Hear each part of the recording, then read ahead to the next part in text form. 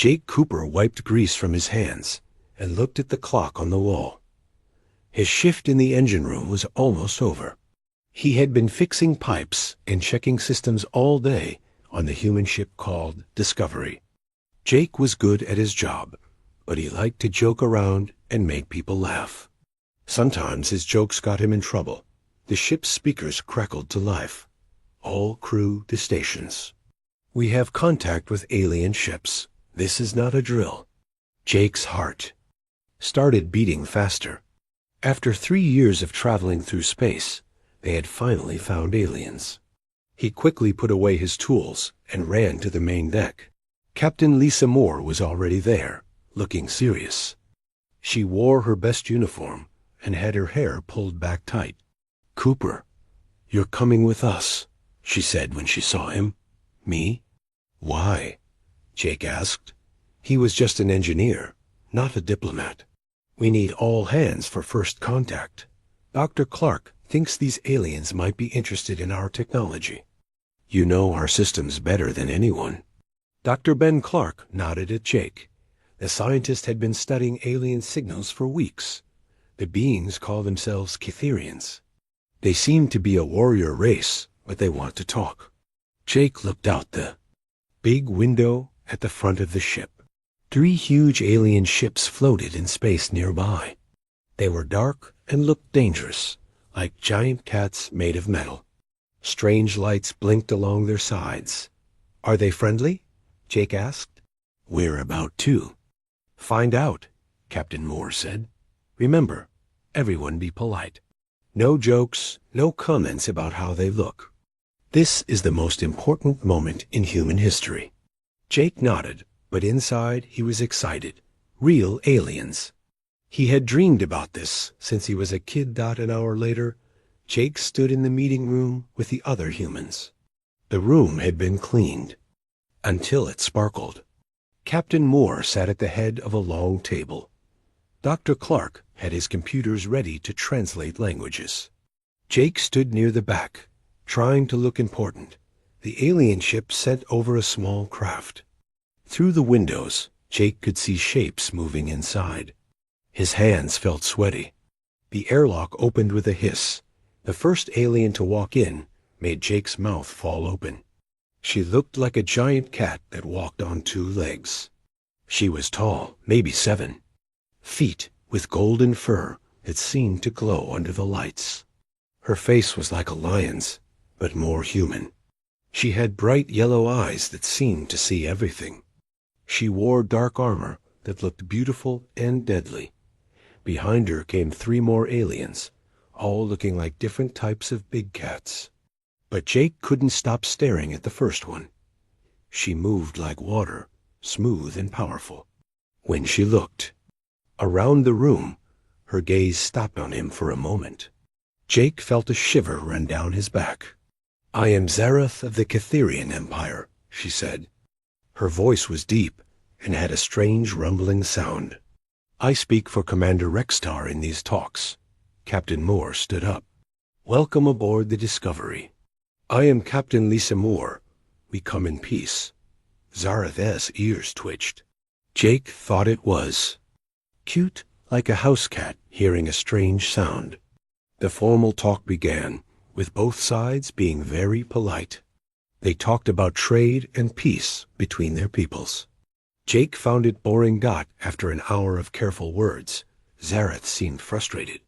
"Your people speak much, but say little. Are all humans so careful?" Jake couldn't help himself.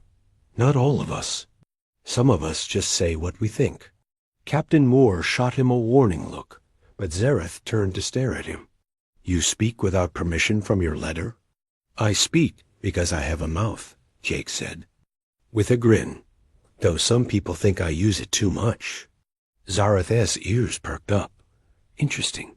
You show no fear." "Should I be scared? You look pretty friendly to me." "Do you purr when you're happy?" The room went dead silent. Dr. Clark looked like he might faint. Captain Moore's face turned red. The other aliens tensed up, their hands moving toward their weapons. But Zareth did something unexpected. She made a sound that was almost like laughter, deep and rumbling. You mock me, small human?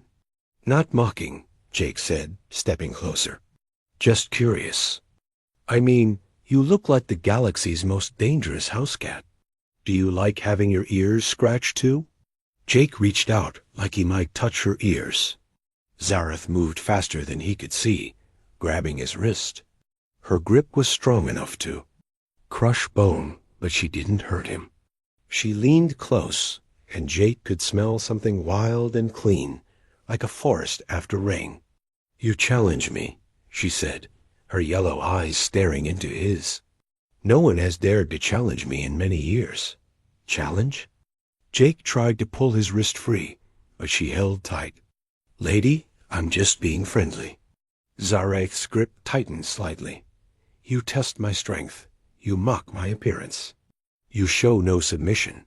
This is challenge behavior among my people. Maybe I should find you a nice scratching post, Jake said, still grinning despite the danger. Or a ball of yarn to play with, the other aliens gasped. One of them started to draw a weapon, but Zareth held up her free hand to stop them. She stared at Jake for a long moment, her head tilted to one side. Then she released his wrist and stepped back. Human Jake Cooper, she said, somehow knowing his name. You have marked yourself to me with your bold words and fearless heart. I see strength in you, hidden beneath jokes and smiles. Marked myself? What does that mean?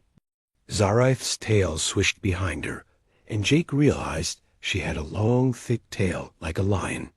It means you have caught my attention in ways you do not understand. Among my people, when one challenges another as you have challenged me, it can mean only one thing. She looked directly into his eyes, and Jake felt like she could see into his soul. I accept your challenge bond, human. You are mine now, whether you know it or not. Captain Moore finally found her voice. What exactly does that mean? Zareth smiled, showing sharp white teeth. It means your Jake Cooper has begun the ancient dance of courtship. He has claimed me, and I have claimed him in return. Jake blinked. Wait, what? I didn't claim anybody. I was just joking around. Jokes, you say? Zareth moved closer again. Your jokes have bound us together, little human. You cannot take back words that have marked you as worthy. Dr. Clark was typing frantically on his computer. Captain, I need to research this immediately. We may have accidentally triggered some kind of mating ritual. Jake felt the blood drain from his face. Mating ritual? Hold on there, cat lady. I think there's been a misunderstanding. Zareth's eyes gleamed. There is no misunderstanding. You have proven yourself brave enough to challenge me, foolish enough to mock a warrior, and strong enough to stand your ground. These are the qualities I seek in a mate. A mate? Jake's voice cracked. Look, you seem nice and all, but I think we're moving a little fast here. Zareth stepped even closer, until Jake could feel the heat from her body. Fast? No, human. Among my people, the hunt for a worthy mate can take years. You have simply proven yourself worthy in minutes. She reached out and touched his face with one clawed finger gently. You will learn, Jake Cooper. You will learn what it means to be chosen by a Catherian warrior. The formal meeting ended soon after, with both sides agreeing to meet again the next day. As the aliens prepared to leave, Zareth stopped next to Jake. Dream of me tonight, little human, she said softly, for I will certainly dream of you. After the aliens left, Captain Moore grabbed Jake by the shirt. What have you done? Jake looked around at all the angry faces staring at him. I think I just accidentally got engaged to an alien warrior princess. Dr. Clark was still typing. According to my research, Jake, you may have started something that can only end in marriage, combat, or death. Jake swallowed hard. Well, that escalated quickly. Jake woke up the next morning, hoping yesterday had been a bad dream. But when he opened his door to go get breakfast, he found a dead alien fish lying on the floor outside his room.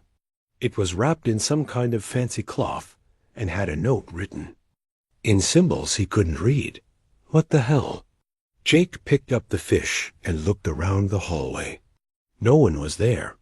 He took the fish to Dr. Clark, who was already awake and drinking coffee in the lab. The scientist had bags under his eyes, like he hadn't slept all night. "Let me guess," Dr. Clark said when he saw the fish. "Gift from your new girlfriend?" "She's not my girlfriend," Jake said quickly. "Can you read this note?"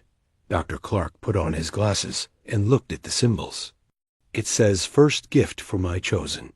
May you feast and grow strong.' Jake, this is a courtship gift.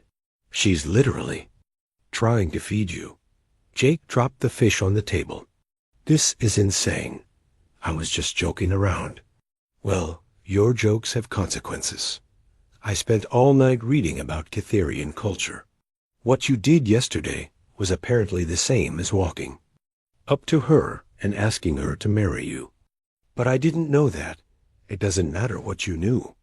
What matters is what she understood." Dr. Clark pulled up information on his computer screen. "Look at this. Cytherians have something called the proving hunt. When a female accepts a challenge bond, she begins to court the male by showing her ability to provide and protect." Jake stared at the dead fish. "So she's going to keep bringing me dead animals? Among other things." "Jake, you need to understand something. In their culture, you showed dominance by not backing down from her. That marked you as alpha material. Now she's going to prove she's worthy of an alpha male." Before Jake could respond, the ship's alarm went off. Not the emergency alarm, just the regular one that meant someone was coming aboard. Captain Moore's voice came over the speakers. "All crew to stations. The Cytherians are sending another shuttle." Jake groaned. "Already? It's barely 8 in the morning." He made his way to the main deck, still carrying the fish. The other crew members gave him strange looks. Word had spread fast about what happened yesterday. The airlock opened, and Zareth walked in alone this time. She wore different armor today, dark blue instead of black. Her golden fur looked like it had been brushed until it shone. When she saw Jake, her ears perked up and her tail swished. "Good morning, my chosen," she said, walking straight to him. "Did you enjoy my gift?" Jake held up the fish. Thanks.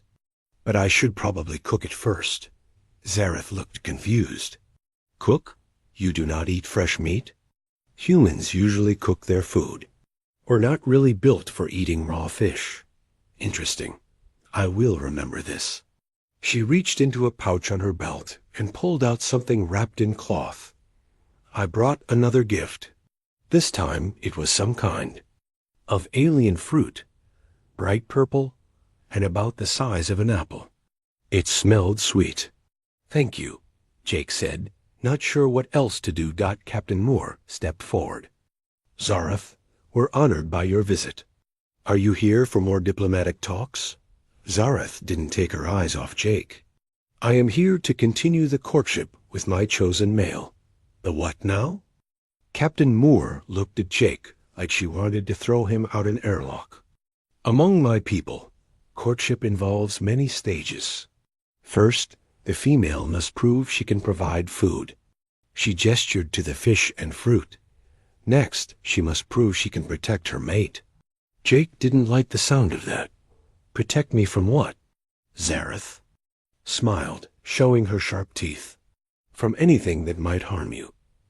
Other males who might challenge your position. Dangers that might threaten your safety. It is my duty now to keep you safe. I can keep myself safe, thanks. Can you?" Zareth moved closer to him. "You are small and weak compared to my people. Your claws are tiny. Your teeth are blunt. You have no fur to protect you from cold. How do you survive?" Jake felt a little insulted. "We're tougher than we look. And we use tools and brains instead of claws and teeth." "Show me," Zareth said. "Show. You what?" Show me your strength. Fight me." The whole room went quiet. Jake looked around and saw everyone staring at him with wide eyes. "Fight you? You're 3 times my size and have actual claws." "Not to the death," Zareth said quickly. "A play fight. To test your skills." "I don't think that's a good idea," Captain Moore said. But Zareth was already moving. She lunged at Jake, but not with full speed. Jake barely had time to dodge to the side. She spun around and came at him again, her movements smooth and controlled. Jake realized she was holding back, treating this like a game. But even holding back, she was incredibly fast. He dodged again, this time grabbing a chair to put between them. "Using tools," he said with a grin. "Very human." Zareth's ears perked up with interest. She feinted left, then went right, trying to get around the chair. Jake spun it to block her, then suddenly pushed it toward her legs. Zareth jumped over the chair easily, but Jake had expected that. As she landed, he was already moving to the side. He grabbed a fire extinguisher from the wall and pointed it at her. "Yield?" he asked. Zareth stopped and stared at the device in his hands. "What is that weapon?" "It's not a weapon. It's for putting out fires. But it would spray foam all over you if I pulled this trigger." Zareth tilted her head, studying him. Then she did that rumbling laugh again. "Clever. You think like a hunter, using what is available. I approve." She stepped back and nodded to him with respect. "You have quick reflexes and a smart mind. These are good traits in a mate." Jake put down the fire extinguisher. "Look, Zareth, I think we need to talk about this whole mate thing." "Yes, we should talk, but not here, with so many watching. Come with me to the observation deck." Before Jake could protest, she was walking toward the door. Captain Moore grabbed his arm. "Be careful," she whispered, "and don't say anything stupid."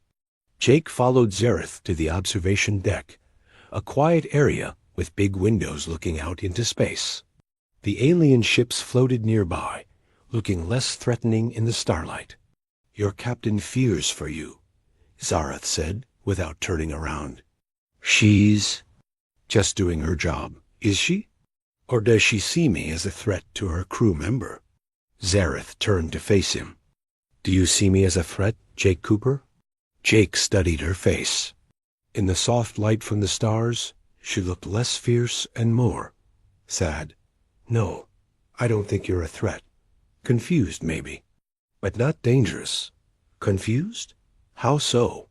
Jake sat down on a bench near the window. "You barely know me. Yesterday was the first time we met. How can you be so sure you want me as a mate?" Zareth was quiet for a moment. Then she sat down next to him, careful to leave some space between them. "In my culture, we believe the heart knows truth instantly.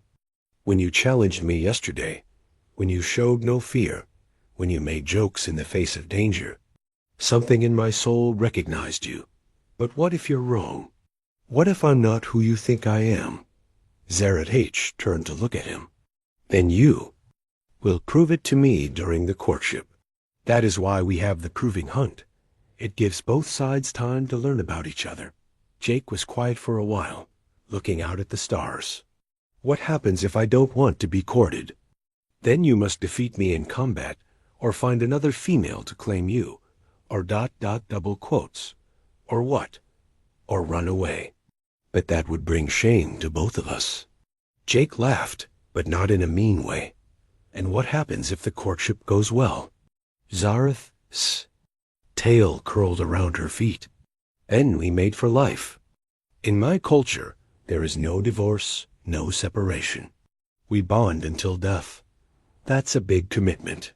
Yes, that is why the proving hunt can take months or even years. Both sides must be certain." Jake found himself studying her profile as she looked out the window. She really was beautiful, in an alien way. Her fur looked soft, and the way she moved reminded him of dancers he had seen. "Can I ask you something?" he said. "Of course." "Why me?" "I mean, you must have males of your own species interested in you." Zareth's ears drooped slightly. "I am what you might call a problem female. I am too strong, too independent. Most males of my species want females who will submit to them. I have never been good at submitting. So you want someone who won't try to dominate you? I want someone who sees me as an equal, someone who is not afraid of my strength." She looked at him. "Yesterday, you treated me like a person, not like a dangerous animal or a prize to be won. You joked with me like I was just another crew member." Jake nodded slowly. "I guess I did." They sat in comfortable silence for a while, watching the stars. Finally, Zareth stood up. "I should return to my ship." "But Jake Cooper?" "Yeah? The proving hunt has only just begun. I will continue to court you, whether you want it or not. It is my right and my duty." She started to walk away, then stopped and looked back at him. "But I hope, in time, you will want it too." After she left, Jake sat alone on the observation deck for a long time. He thought about what she had said, about being seen as an equal. He thought about the way she had held back during their playfight, making it fun instead of scary. Maybe, just maybe, this whole thing wasn't as crazy as he thought, but he was definitely going to need a bigger fire extinguisher. For the next week, Zareth came to the Discovery every day. She brought Jake different foods, challenged him to more playfights, and even started teaching him words in her language. Jake found himself looking forward to her visits, though he tried not to admit it, that the gifts kept getting more interesting. One day she brought him a necklace made from the teeth of some dangerous space creature. Another day, it was a small weapon that looked like a knife, but glowed with energy. For protection, she explained when she gave him the knife.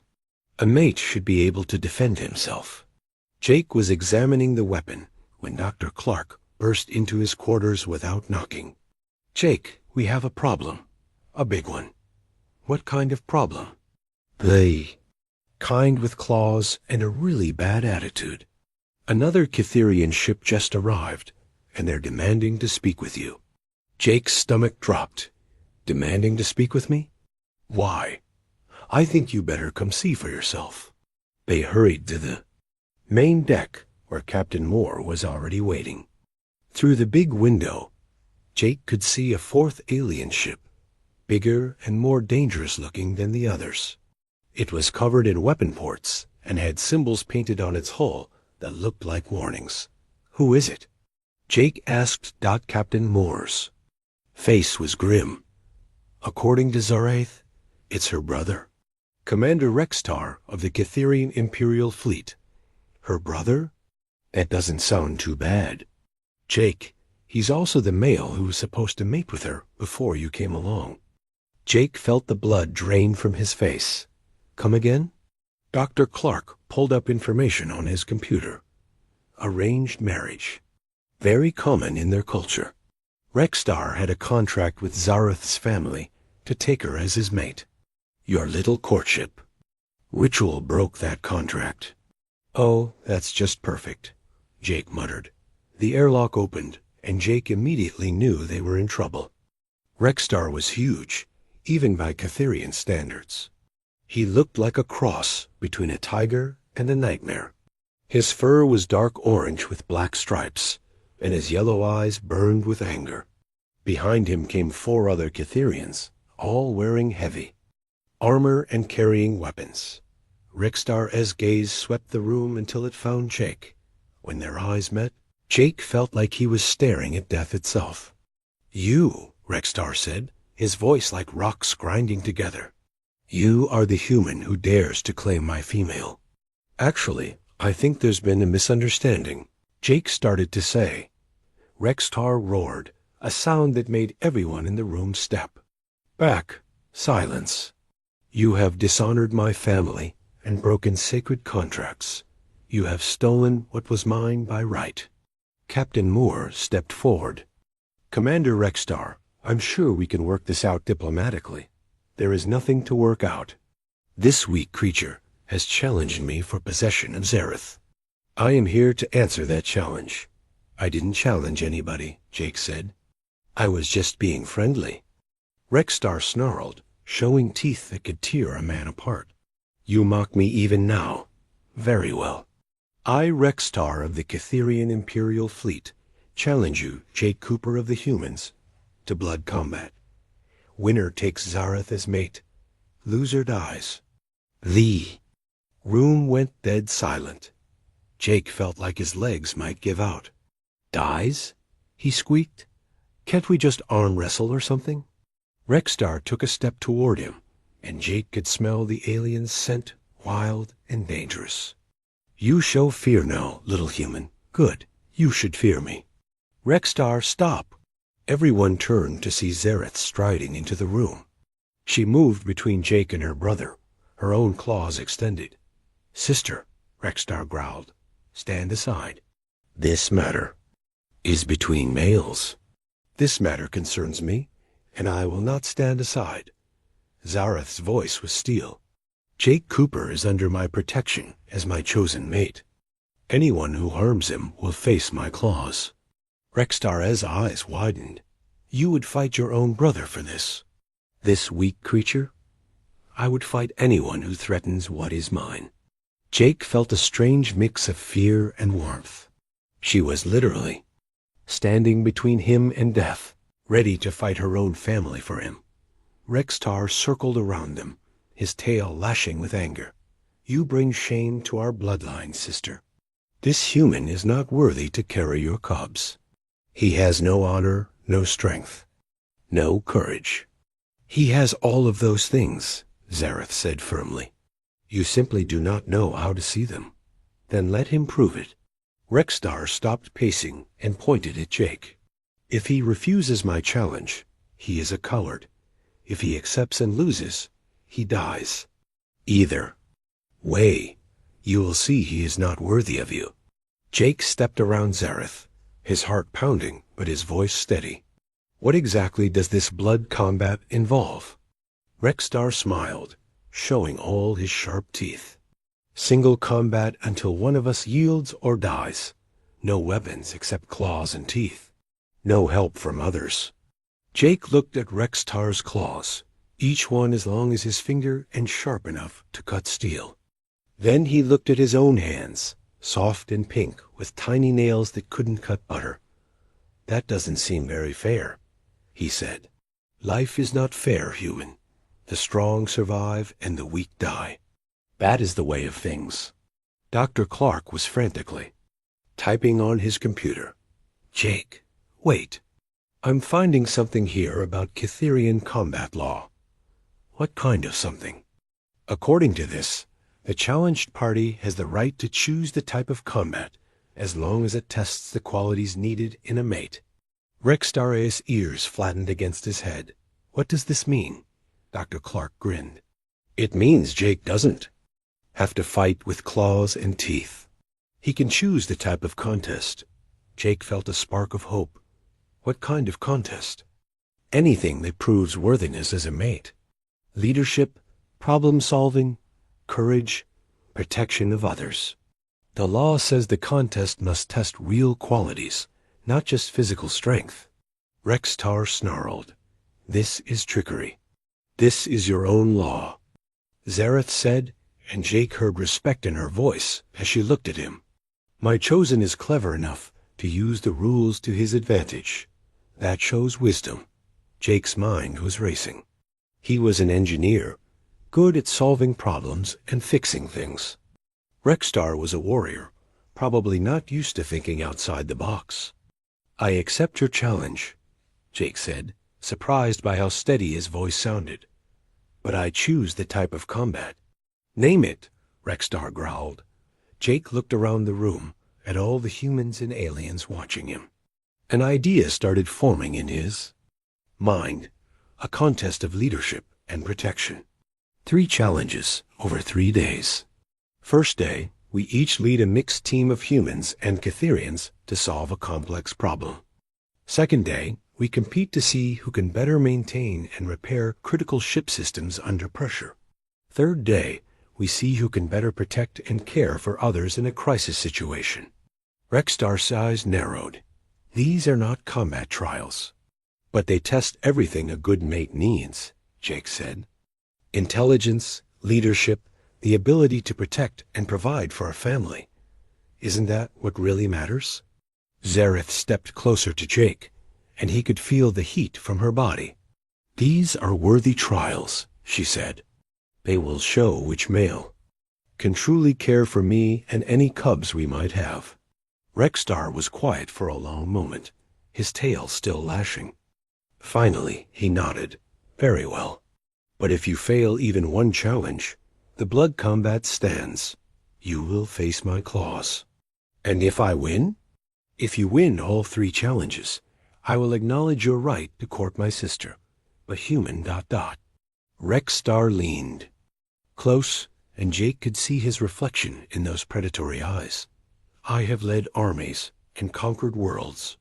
You fix pipes and tell jokes. Do not think your cleverness will save you. Jake swallowed hard, but kept his voice steady. We'll see. After the aliens left to prepare for the first challenge, Captain Mir pulled Jake aside. Are you insane? She hissed. Do you have any idea what you just agreed to? I agreed to a fair fight instead of being torn apart by claws. Jake, Rexstar, is a military commander. He's probably forgotten more about leadership than you'll ever know. Jake looked out the window at the Catherian ships. Maybe, but he's never had to fix a broken engine with 3 different alien technologies and a crew that doesn't speak the same language. He's never had to make a team work when half of them think the other half are idiots. Dr. Clark joined them. The first challenge starts tomorrow. You need to prepare. Jake nodded, but he was thinking about Zareth. The way she had stood between him and her brother, ready to fight for him. The way she had called him clever and wise. Maybe he was crazy.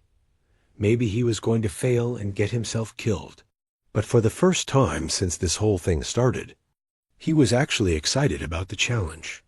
He was going to show Rexstar and everyone else what humans could do when they put their minds to it, even if it killed him. Jake barely slept the night before the first challenge. He kept thinking about all the ways he could fail and end up as Rexstar's lunch. But when morning came, he felt surprisingly calm. He had a plan. The first challenge took place in the Discovery's main cargo bay, which had been cleared out and filled with equipment. Captain Moore explained the problem to both teams. We have a critical system failure, she announced. The ship's life support, navigation, and power systems are all connected through a central hub that's been damaged. You have 4 hours to restore full function. The catch is that the damage affects different systems in different ways, and you'll need to coordinate repairs across multiple departments. Jake looked at his team. He had been given 3 humans, 2 engineers and a computer specialist, and 3 Catherians who were supposedly technical experts. The problem was that the Catherians clearly didn't want to be there and kept looking at him like he was wasting their time. Rexstar's team was different. His 4 Catherian warriors snapped to attention when he spoke, and the 3 humans assigned to him looked nervous, but ready to follow orders. This should be easy, Rexstar said loudly enough for everyone to hear. I will give orders, my team will follow them, and we will finish first. Jake didn't respond. Instead, he gathered his team in a circle. Okay, everyone, he said quietly. I know this looks bad. Rexstar has military experience and a team that's used to following orders. But we have something he doesn't. What's that? Asked Sarah, one of the human engineers. We know how to work together, instead of just following orders. Now, before we start, I want everyone to tell me what they're good at and what they think our biggest problems will be. For the next 10 minutes, Jake listened as each team member shared their skills and concerns.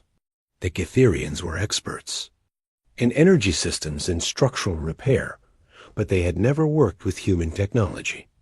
The humans knew the ship's systems, but had never seen Cytherian equipment. Meanwhile, Rexstar was already barking orders at his team, sending them to different parts of the cargo bay to start working on separate problems. "Here's what we're going to do," Jake said. "We're going to pair up one human with one Cytherian.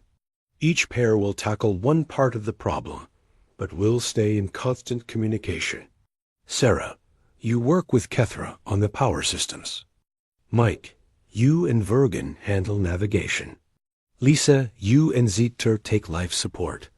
I'll coordinate and help wherever needed." One of the Cytherians, Vergen, crossed his arms. "You would have us follow the lead of these soft humans? I'm asking you to teach them while they teach you. Look, you know energy better than we do, but we know this ship. Together, we know everything we need to win." Vergen looked skeptical, but Kethra, the female Cytherian, nodded. "This makes sense. Our knowledge combined is greater than our knowledge separate." Jake grinned. "Exactly. Now let's go show them what teamwork looks like." The first hour was rough. Rexstar's team made fast progress because they were used to following orders without question. Jake's team had to stop and explain things to each other, which slowed them down. But by the second hour, something interesting started happening. The mixed pairs began working like they had been together for years. Sarah and Kethra figured out how to modify human power couplers to work with Cytherian energy crystals. Mike and Vergen created a navigation system that was better than either species had alone. Rexstar noticed what was happening and started pushing his team harder. Jake could hear him shouting orders across the cargo bay. "Faster, the humans are catching up. Do not let them shame us." But pushing harder led to mistakes. One of Rexstar's team members tried to force a connection that wasn't designed to fit and damaged an important component. Another team member missed a critical safety check because he was rushing. Jake's team kept working steadily, checking each other's work and solving problems together. When Lisa ran into trouble at the life support system, Zietr called over. Kethra, who had solved a similar problem on the power grid with 30 minutes left. Rexstar's team was ahead, but running into bigger problems because of their early mistakes. Jake's team was behind, but gaining ground fast. "Jake," Sarah called. "Out.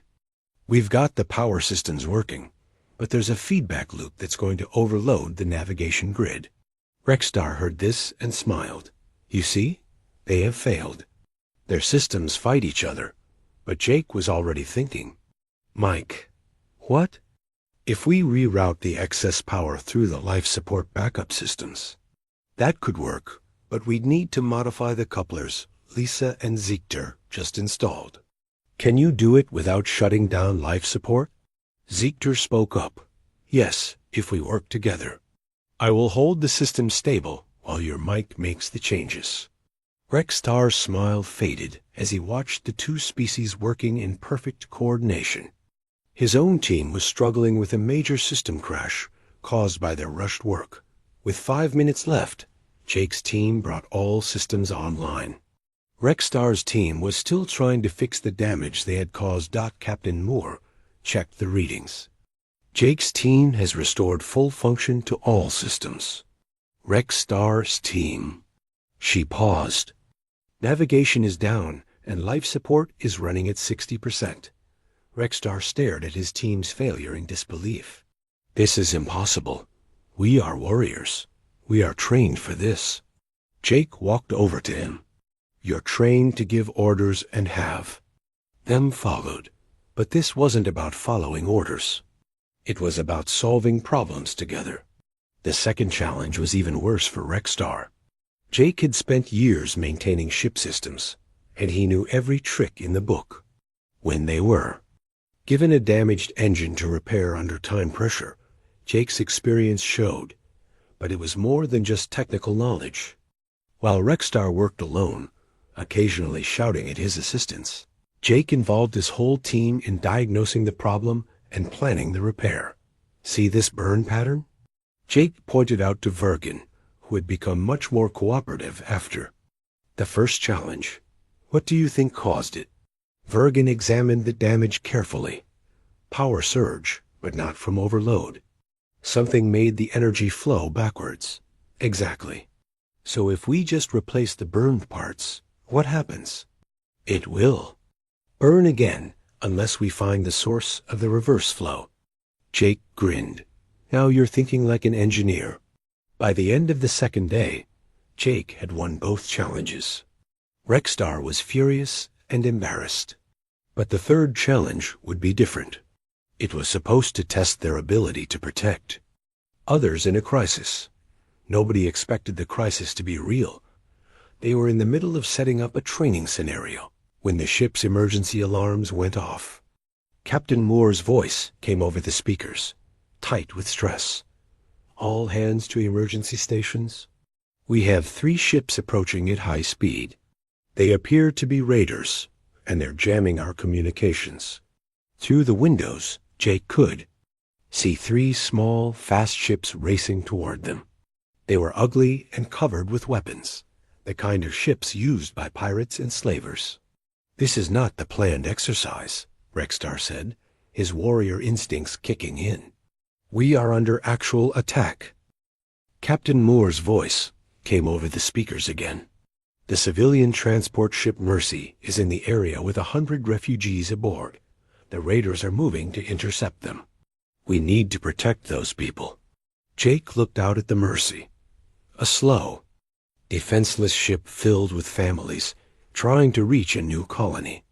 The raider ships were faster and heavily armed. This is it, he said, the real test. Rexstar was already moving toward the bridge. I will coordinate our defense. My warriors are trained for battle.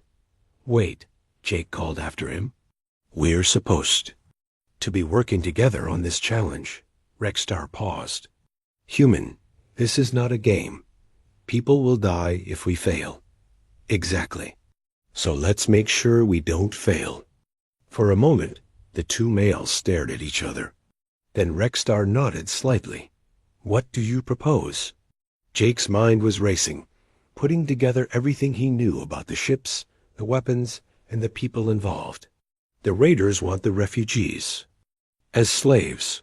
They won't destroy the Mercy because that would damage their cargo, but they will cripple it and board it. Yes, this is their usual method. So we need to get between them and the Mercy, but we also need to disable their ships without destroying them. If we blow them up, any survivors will take revenge on the refugees. Rexstar's eyes lit up with understanding. A precision strike. Disable, but do not destroy. Can your weapons do that?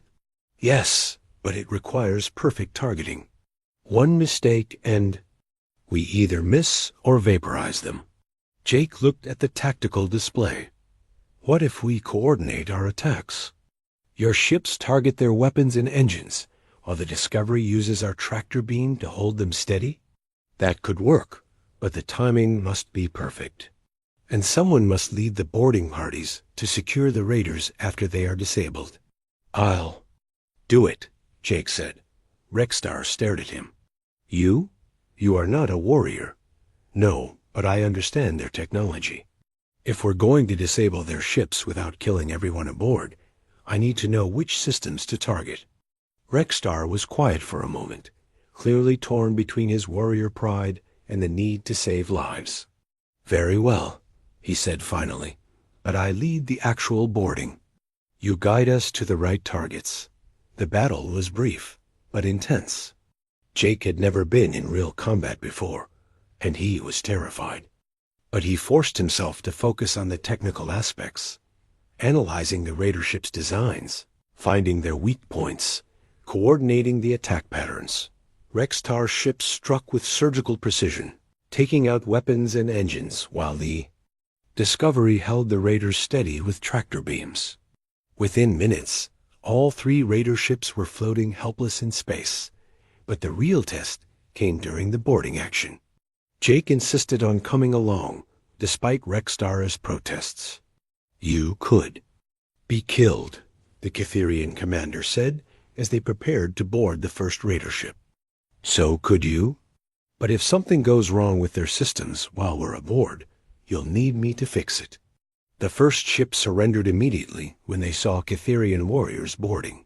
But the second ship had a damaged life support system, and the crew was slowly suffocating. "We should leave them," one of Rexstar's warriors said. "They are criminals." "No," Jake said firmly, already pulling out his tools. "We don't let people die, even bad people." He worked frantically to repair the life support while Rexstar and his warriors secured the ship. It was dangerous work. If the system exploded, it could kill everyone aboard. But Jake got it working, and the raider crew lived. On the third ship, they found something that made Jake's blood run cold. In the cargo hold were cages, ready for the refugees they planned to capture. "Animals," Rexstar snarled, looking at the slave cages. "They deserve no mercy." "Maybe not," Jake said. "But we're better than they are. That's what makes us worth saving." After all three ships were secured and the refugees were safe, Jake and Rexstar stood together on the bridge, watching the prisoner transfer. "You surprised me today, human," Rexstar said quietly. "How so?" "You showed courage in battle, wisdom in planning, and mercy to enemies. These are the qualities of a true warrior." Jake was quiet for a moment. "Does this mean I pass your test?" Rexstar looked at him with something that might have been respect.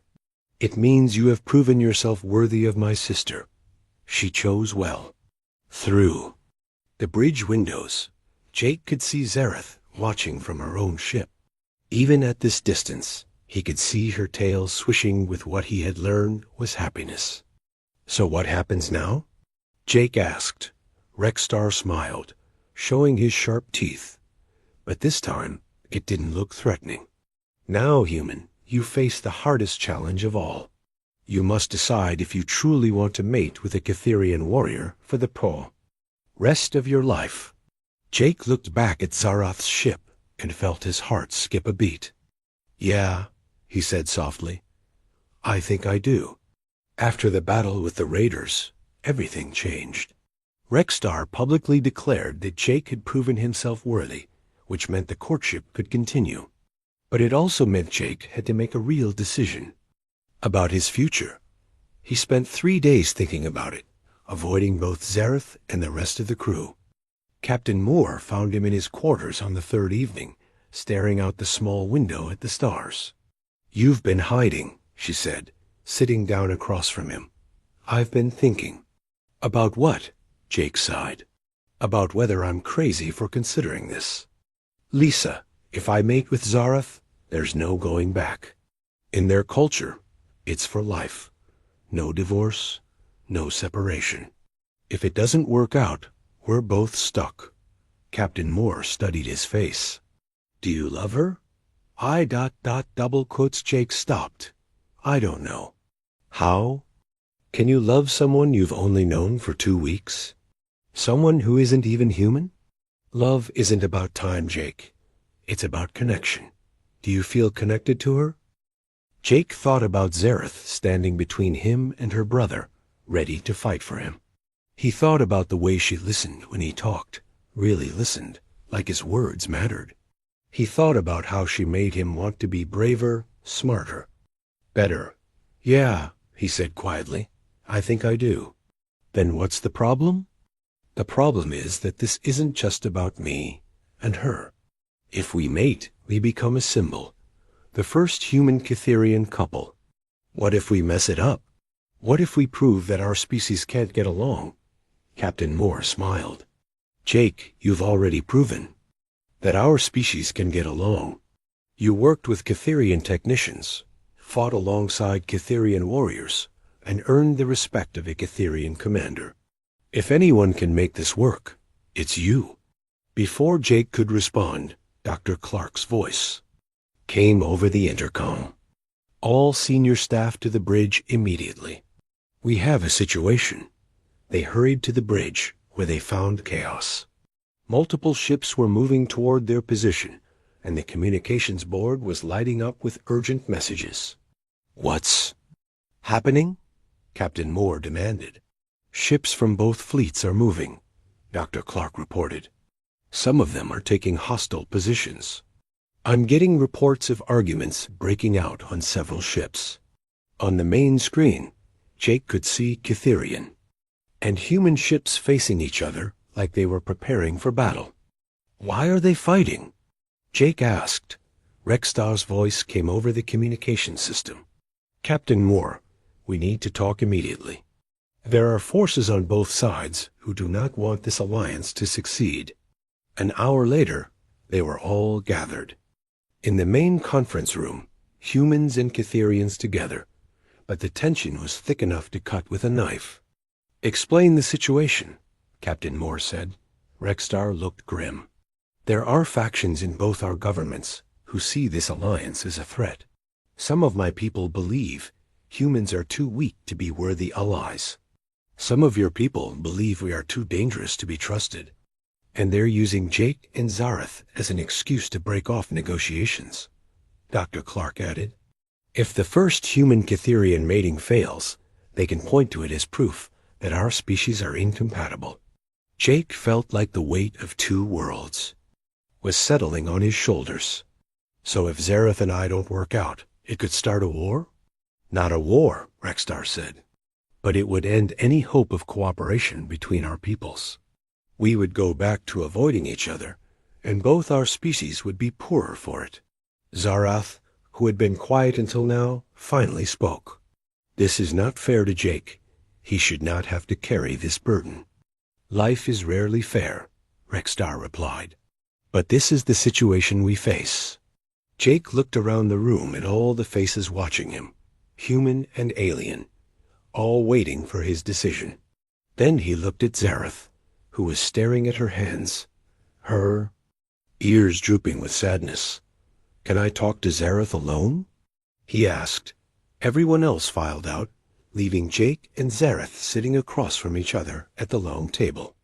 "I'm sorry," she said without looking up. "I never wanted to put this pressure on you." "Hey," Jake said softly, "look at me." She raised her golden eyes to meet his. "None of this is your fault. You didn't ask for our peoples to make us into symbols. But they have. And now you must choose between your freedom and the future of two species." Jake was quiet for a moment, thinking. Then he smiled. "You know what? I think they've got it backwards." "What do you mean?" "Everyone's acting like we have to be perfect, like we can't make any mistakes, or the whole thing falls apart. But that's not how relationships work. People fight, they make up, they learn from their mistakes. The question isn't whether we'll have problems. The question is whether we'll work through them together." Zareth's ears perked up slightly. "You think we could work through problems together?" "I think we make a pretty good team. We saved those refugees, didn't we? We figured out how to combine human and Cytherian technology. And when your brother wanted to kill me, we found a way to solve that problem too." "True, but mating is different from working together." Jake stood up and walked around the table to sit next to her. "Zareth, can I ask you something personal?" "Of course." "What do you want? Not what's good for your people or my people. What do you want?" Zareth was quiet for a long time. When she spoke, her voice was barely above a whisper. "I want someone who sees me as more than just a warrior. Someone who makes me laugh. Someone who is brave enough to stand up to me when I'm wrong, and smart enough to teach me new things." She looked at him. "I want you, Jake Cooper. But not if it makes you unhappy." Jake reached out and took her hand. Her fur was as soft as he had imagined, and her claws were carefully sheathed so they wouldn't hurt him. "Zareth, I've been thinking about this all wrong. I was so worried about what could go wrong that I forgot to think about what could go right." "And what could go right?" Jake smiled. "We could be happy." We could have adventures together, solve problems together, maybe even have kids who are the best of both species. And yeah, we might mess up sometimes, but we'll figure it out." Zareth's tail began to curl with cautious hope. "Are you saying—" "I'm saying yes. If you'll have me, I want to be your mate." Zareth stared at him for a moment, then suddenly pulled him into a hug that nearly crushed his ribs. But he didn't mind. She was purring, a deep rumbling sound that he could feel in his chest. "I will make you happy," she whispered in his ear. "I promise." "I'll hold you to that," Jake said, hugging her back. They called everyone back into the room to announce their decision. The reaction was mixed. Some people cheered, others looked worried, and a few looked downright angry. "This is a mistake," one of the human diplomats said. "We're moving too fast." "Some things cannot be rushed," Rexstar replied. "But some things should not be delayed either. If my sister and this human are ready to bond, then we should support them." Captain Moore stepped forward. "I'll perform the ceremony if you want. As captain of this ship, I have the authority to marry people." "Actually," Dr. Clark said, consulting his computer, "according to Catherian law, a bonding ceremony requires both species' traditions. We'll need to blend human and Catherian customs." The ceremony took place a week later in the Discovery's main hangar, which had been decorated with flowers from both worlds. Jake wore his best uniform, while Zareth wore traditional Catherian mating armor, beautiful and deadly at the same time. The ceremony itself was unlike anything anyone had ever seen. They exchanged human wedding rings and Catherian bonding claws. They made vows in both languages. Captain Moore pronounced them husband and wife, while Rexstar declared them eternally bonded by the ancient laws of his people. Jake's favorite part was when Zareth had to promise to honor and protect him. And he had to promise to stand strong and never submit. The humans looked confused, but the Catherians thought it was perfectly normal. "You may kiss the bride," Captain Moore said. Jake looked up at Zareth, who was nearly a foot taller than him, even without her armor. "This might be awkward," he said. Zareth solved the problem by picking him up so they were at eye level. The kiss was gentle and careful. She was very aware of her sharp teeth, but it was also warm and full of promise. The crowd cheered, and for a moment, Jake forgot about politics and pressure and the future of two species. All he could think about was the woman in his arms who had chosen him, and whom he had chosen in return. 6 months later, Jake and Zareth were living on a joint human Catherian research station, working together to develop new technologies that combined the best of both species' knowledge. They had their fights, usually about Jake's tendency to take unnecessary risks and Zareth's tendency to be overprotective, but they always worked things out. "You know," Jake said one evening as they watched the stars through their apartment window, "everyone was so worried about us being the first human Catherian couple, but I think we're just the first of many." Zareth curled up next to him on the couch, her head on his shoulder. "Why do you think that?" "Because people are starting to see that it works. We work. And if we can make it work, anyone can. Are you happy, Jake?" she asked. Jake looked around their apartment, half human furniture, half Catherian, with pictures of both their families on the walls. He thought about his job, working with alien scientists to solve impossible problems.